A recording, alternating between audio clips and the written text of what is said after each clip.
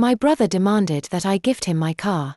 I pretended to agree, and then exposed his audacity and manipulation live on social media. This is about my brother, my mom's favorite son. Spoiler, I'm an only child, but he's still the favorite. Who decided it would be a great idea to ask for my car as a birthday gift. My brother is 32 years old, single, and according to my mom, just waiting for the right opportunity in life. Translation: he's never held a job for more than 6 months and lives in my parents' basement playing video games and complaining about how nobody understands him. I, on the other hand, am 29, work in an office at a design company, and have a car. Not a super luxurious one, but a 2018 Toyota Corolla that has saved my life more times than I can count. It all started 2 weeks ago on a random Tuesday. My mom called me in the afternoon and said they were inviting me to dinner on Saturday because they wanted to talk about something important. Honestly, I thought it was another one of those family gatherings where we ended up talking about how I should support my brother more so he could get ahead. But I wasn't expecting what was coming. On Saturday, I arrived at the house with a cake because I'm that person who always brings something to not arrive empty-handed. And from the moment I walked in, I noticed something strange. My brother was happy. This was suspicious because his natural state is that of a grey cloud with eyes. We sat down for dinner, and after the typical passive-aggressive comments from my mom about how I work too much and should think about starting a family soon, my brother put down his fork, smiled, danger alert, and said, "So, are we making it official? You're going to give me the car?" I almost choked on my bite of chicken. "What?" I replied, thinking it was a joke. My mom immediately intervened as if this were completely normal. "Well, honey, you know your brother needs a little help. It's hard for him to get a job right now, and having a car would really open up opportunities for him." Oh, open up opportunities. Like the time I offered him a job at the company where I work and he didn't even show up for the interview. Or like the 5 times he promised to save up to buy himself something but ended up spending the money on new video game consoles. "But Mom, it's my car. I need it to go to work." My mom sighed as if I were being selfish and said, "Well, you could take the bus. Besides, you've always said you wanted to walk more. Sorry. Now it turns out my car is an obstacle to my health." My brother, for his part, leaned back in his chair, crossed his arms, and said with the confidence of someone who has never paid a bill in his life, "If you give it to me now, I promise that as soon as I get a good job, I'll pay you back. It's an early birthday gift, but you'll see it as an investment in me." At that moment, I had to take a deep breath to not explode. Honestly, I wanted to laugh in his face, but I knew that would only make my mom accuse me of not understanding him. So, I smiled as falsely as I could and said, "Sure, let me think about it." My brother smiled as if he had already won. My mom was radiant, and I wanted to tear my hair out. I knew that if I didn't do something, this wouldn't end there. They would pressure me until they got it. After that surreal dinner, I returned home completely exhausted. How dare my brother ask me for something so ridiculous? And worse, how could my mom support him? The worst part of all is that it wasn't the first time they had tried something like this. A few years ago, they tried to convince me to lend him my savings so he could invest in his future, read, buy more video games. I knew that this situation wouldn't be resolved by just saying no, so I decided to take the long way around. Let them think they could get away with it while I planned my revenge. That same week, my mom started calling me more often with her usual sweet, passive-aggressive tone. "Hi, honey. How are you?" she said one afternoon. "Fine, Mom. And you?" "Oh, well, I'm here trying to calm your brother down. He's really excited about the car. Have you thought about what we talked about?" I felt like yelling at her, but instead, I smiled, even though she couldn't see me, and said, "Yes, Mom, I've thought about it. I think we should talk more about it." She got so excited that I could almost hear her smile. "Perfect. This Sunday, we'll have a family meal. Your brother will be there. It will be the perfect time to resolve everything." Sure. A family meal. Translation: an ambush where they'll corner me and pressure me until I give in. But this time, I wasn't going to play their game. I decided to prepare my own show. Sunday arrived, and I headed to my parents' house with a master plan. I had invited my cousin, who is a lawyer, and my best friend, who, in addition to being brutally honest, has a special ability to make people look ridiculous with impeccable arguments. We arrived together, which surprised my mom, who wasn't expecting more guests. "Oh, hi girls. I didn't know you were coming. I wanted to bring company, Mom. Since it seems like we're going to have a big discussion." We sat down at the table, and we had barely finished serving ourselves when my brother, impatient as always, blurted out, "So, when are you giving me the keys?" He said it as if everything was already decided. My mom looked at him with approval, as if it were the achievement of the year. I, for my part, feigned surprise. "What keys? What are you talking about?" My brother gave me an incredulous look, as if I were the crazy one. "The car keys. Obviously." "Ah, right. That. Well, before deciding, I thought it would be good to clarify some things." I took out a list that I had prepared and placed it on the table.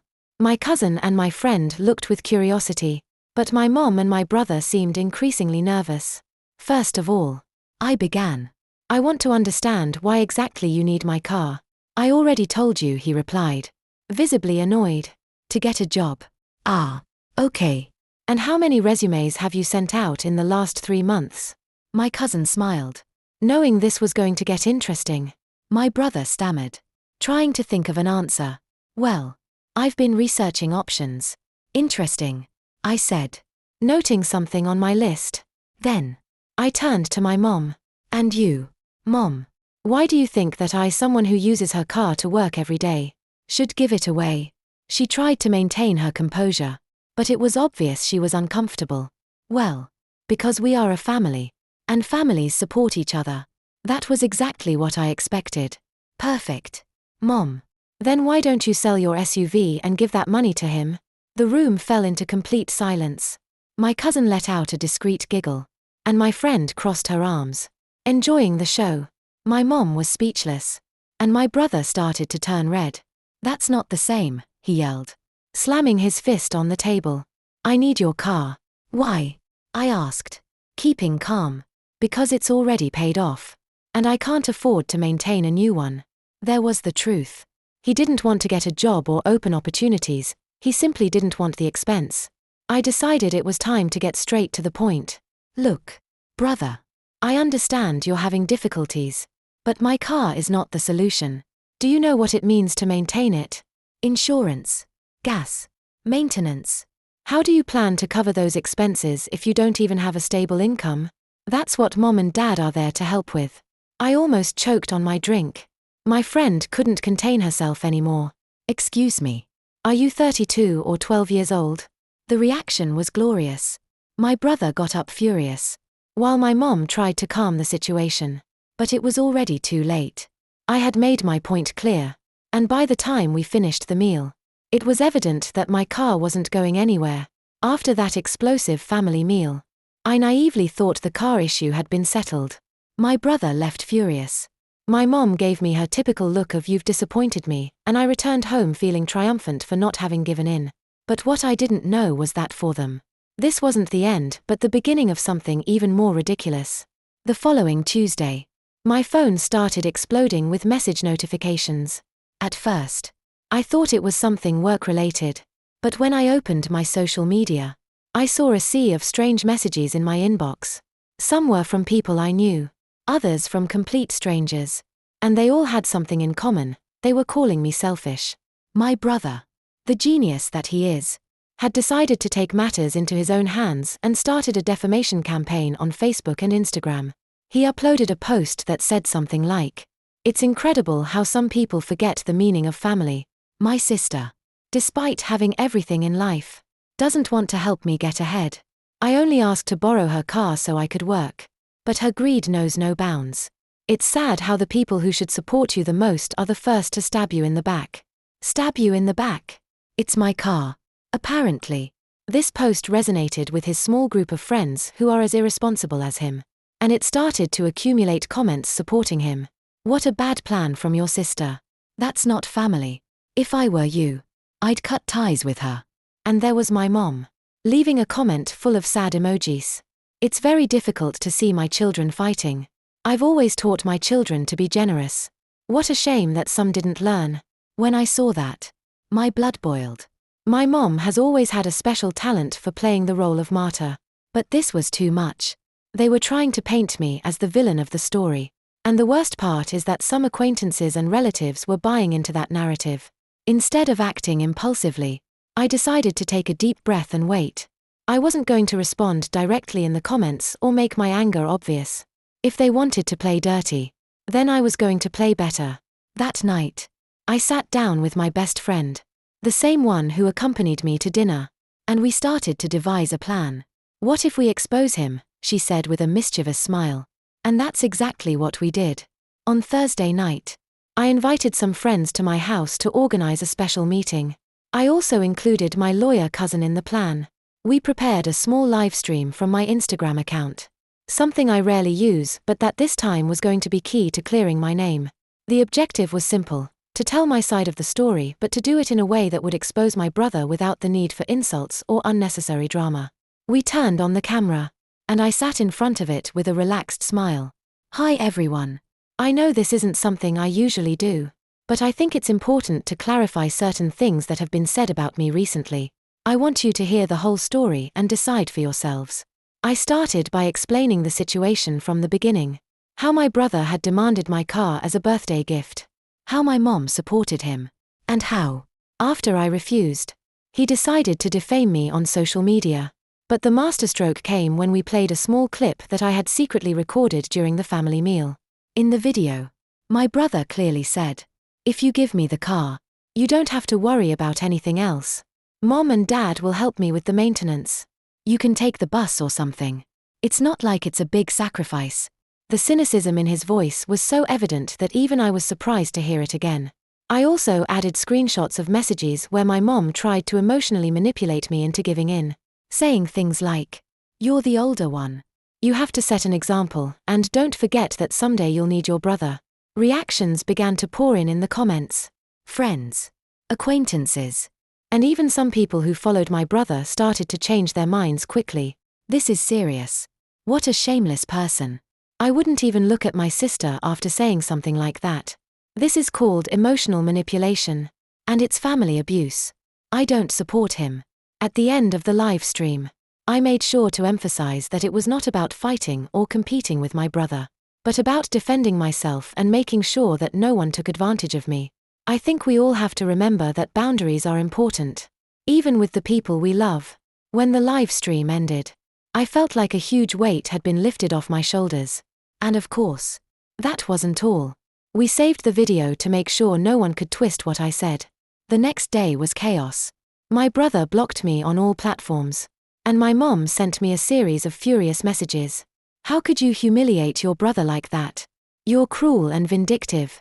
I calmly replied, "Mom, if you hadn't tried to manipulate me and defame me, none of this would have happened. Think carefully before accusing me of something." Since then, neither my mom nor my brother have tried to talk to me directly, but they don't know that this was just beginning.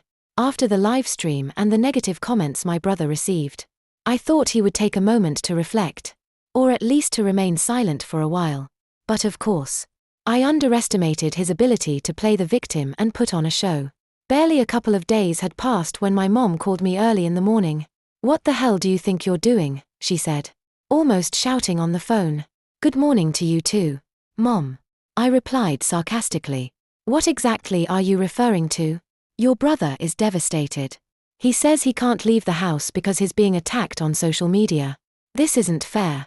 How could you be so cruel to him? Do you know what this is doing to him emotionally?" I had to restrain myself not to laugh. Devastated. Emotionally affected. This was the same man who had publicly called me selfish and who had been living off my parents' generosity for years without giving anything in return. But my mom kept defending the indefensible. "Mom, he was the one who started all this. If he hadn't posted lies about me, none of this would have happened. I can't control how people react to the truth." My mom paused, probably looking for her next move, and then said, "It doesn't matter what he did. He's your brother. It's your obligation to support him, not destroy him." That's when I realized, no matter what he did, he would always be Mom's baby, and I would be the villain. It was exhausting. But at the same time, It gave me overwhelming clarity. I was never going to win with her. And that was okay. This time I wasn't fighting for her approval, I was fighting to maintain my peace and my boundaries. I hung up the phone after a simple, "This isn't my problem, Mom." Let him learn to assume the consequences of his actions. But I knew this wouldn't end there. That same day, my best friend sent me a message. "Hey, have you seen the post your brother uploaded?" I opened Instagram. And there it was. A video of my brother crying. Literally crying. Well, at least he was trying to cry. The drama was so exaggerated that it almost seemed like a parody. In the video, he said things like, "All I wanted was a little support from my family. Is that too much to ask? My sister has always been luckier than me. She has everything. A good job. A car. Friends who support her. And what do I have? Nothing. But instead of helping me, she decided to destroy me publicly." The last straw was when he added, "This isn't just about me, it's a problem of how we treat men who struggle in life. Women like my sister use their power and privilege to belittle us. It's unfair. Seriously? Now it turns out I'm an oppressor of the patriarchy." I didn't know whether to laugh or throw my phone against the wall. The worst part was that, incredibly, some of his followers started to support him. There were comments like, "What an injustice. Stay strong. Brother. You're brave for talking about this. Families should be a place of support, not judgment." This happens because society doesn't respect men who have difficulties. My best friend called me while I was still processing the ridiculousness of the video. "Did you see it?" she asked, almost crying with laughter. "Your brother could be a telenovela actor, but only in the bad ones." I saw it. How can he have the nerve to do this? Don't worry. We have a response prepared. Do you remember what we planned? Of course. Plan B. That night, with the help of my lawyer cousin and my friend, I decided to strike the next blow. I uploaded my own post. But this time it wasn't a video or a live stream, it was a structured document with evidence. I included screenshots of messages, like the one my brother had sent me weeks earlier saying, "If you don't give me the car, don't expect me to talk to you again." I also put in excerpts from the audio recorded during the family meal, and some extracts from the video that he himself had uploaded where he admitted that he expected my parents to cover the costs of the car. My text went straight to the point. "Hello everyone.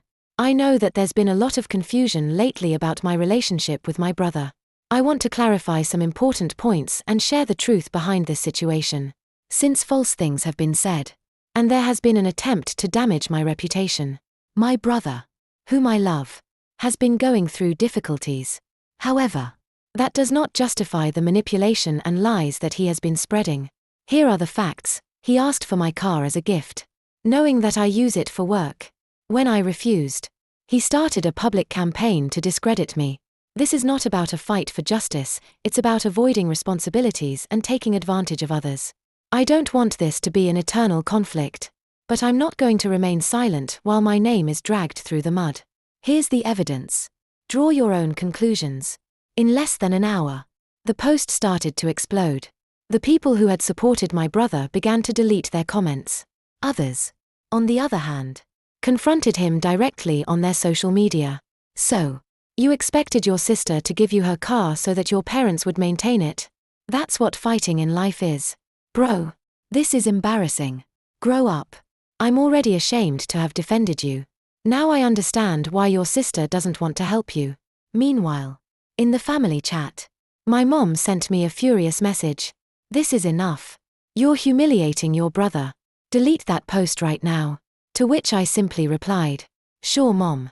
As soon as he deletes all his lies. Otherwise, this stays up." After my post, the chaos on social media intensified. My brother, instead of accepting defeat with dignity, decided to double down. He published another video, this time trying to justify his actions. But the damage was already done. His small group of followers turned their backs on him, and most of the comments were mocking or criticizing his childish attitude. Meanwhile, my mom tried several times to mediate the situation. She sent me messages saying things like, "This is getting out of control. Honey, you're both suffering. Why don't you delete everything and start again?" But I had already learned my lesson. Deleting the evidence would only give them a free pass to continue manipulating me. So I maintained my position and made it clear that I wasn't going to give in. If they wanted to continue with their show, they would have to deal with the consequences. A few days later, I received an unexpected text message. It was from my dad. My dad, who almost always remained on the sidelines of family dramas, wanted to talk to me in person. I hesitated at first because I didn't want another confrontation, but I accepted. We met at a nearby coffee shop, and to my surprise, it was a completely different conversation than what I expected. "I want to apologize," he said bluntly as he sat down in front of me. That left me speechless. My dad was never the type to apologize, especially when it came to my brother. "Why?" I asked, still doubting. "Because I've allowed your mom and your brother to burden you with all the responsibility for years. I always thought it was better to remain silent to avoid conflicts, but I realized that only empowered them to treat you this way." I didn't know what to say. On one hand, I was grateful to hear those words, but on the other, I felt it was too late. Still, he continued, "I've already spoken to your brother. I told him I'm not going to tolerate his behavior anymore. If he wants to continue living in the house, he'll have to look for a job and start being independent. I also made it clear that the car thing was complete stupidity." That last part made me smile a little. "And Mom?" I asked. My dad sighed, visibly tired. "Your mom has always been more protective of him because she feels he needs her more than you. But I told her that doesn't justify what they did. I don't know if she'll change. But at least now she knows that I'm not going to support her on this." It was a conversation I never expected to have. But it gave me some hope. Not because I thought my brother or my mom would change overnight, but because finally someone else in the family was willing to recognize what was happening. The following week was quite calm. My brother stopped posting on social media, probably because he no longer had support or arguments to continue. My mom, although she still sent me messages from time to time, seemed to have accepted that I wasn't going to give in. But the best came a few days later when my lawyer cousin called me. "Do you remember how you asked me to do some investigating?" she said, clearly excited. "Yes." "Why? What did you find?" "It turns out that your brother had accumulated several traffic tickets from when he used your parents' car. Some of them he hadn't even mentioned. And now they were at risk of having legal problems due to his negligence." My cousin, being the law expert that she is, had managed to find a way for my parents to avoid paying, as long as he assumed responsibility. This was the final blow. My parents demanded that he pay the tickets, which was a huge shock for him because he obviously didn't have the money. To make matters worse, or better, depending on how you look at it, my dad kept his word and gave him an ultimatum. Either he got a job, or he would have to move out. For the first time in his life, my brother had to face the real consequences of his actions. He finally got a job as a delivery driver. A job he hated, but it was his only option. And although my mom still tried to excuse and justify him, she no longer had the same power over me or my dad. Now, a few months later, things are calmer. My brother is still working. Although we still haven't had a real conversation, at least he's stopped asking me for ridiculous things. My mom still tries to play the mediator, but I've learned to set clear boundaries. My dad, on the other hand, has been surprisingly firm, something I never thought possible. As for me, I'm continuing with my life. My car is still parked outside my house, where it belongs. And every time I see it, it reminds me of an important lesson. No matter who it is, no one has the right to cross your boundaries. And my brother, well, maybe someday he'll learn. For now, I'm happy that he's finally experiencing what it means to be an adult. It was complicated. Yes. Was it worth it? Absolutely. And for those who are wondering, yes. I still laugh when I remember his video of "I'm a victim of the system." What a gem of the crin.